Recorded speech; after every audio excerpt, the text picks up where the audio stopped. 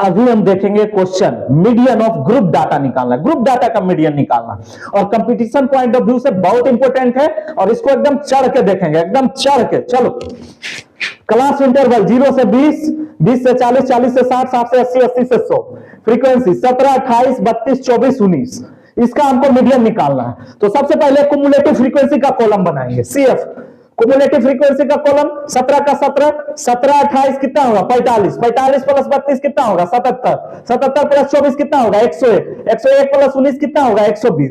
तो cumulative frequency का column बन गया। अब n इज इक्वल टू 120 है, फ्रीक्वेंसी सबको ऐड कर देंगे, n इज इक्वल टू 120 आएगा। अब n/2 कर दो तो 60 आएगा, n/2 कर दो तो 60 आएगा, और 60 से जस्ट ज्यादा हम देखेंगे कुमुलेटिव फ्रीक्वेंसी कितना होगा 77। तो 60 से जस्ट ज्यादा 77 है, और उसके कोरेस्पोंडिंग जो क्लास है 40 से 60 वही क्या हो जाएगा मीडियन क्लास हो जाएगा। मीडियन क्लास निकल गया। अब फॉर्मूला जो मीडियन निकालने का होता है L plus n/2 minus CF/F into H।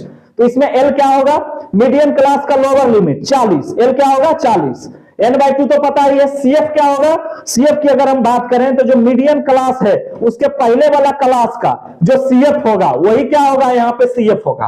तो मीडियन क्लास 40 से 60, 40 से 60, उसके पहले वाला क्लास 20 से 40, 20 से 40, और उसका जो CF होगा बस वही उसका CF यहां डाल देंगे, उसका CF यही हो जाएगा।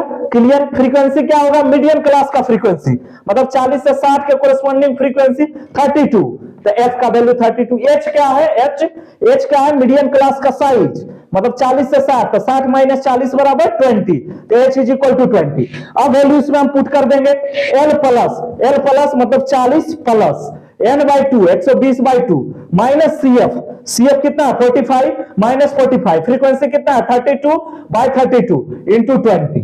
ठीक है, ये हो गया। अब नीचे कैलकुलेशन है, कैलकुलेशन करेंगे तो फाइनल जो हमारा आंसर मिलेगा 49.275। That's it.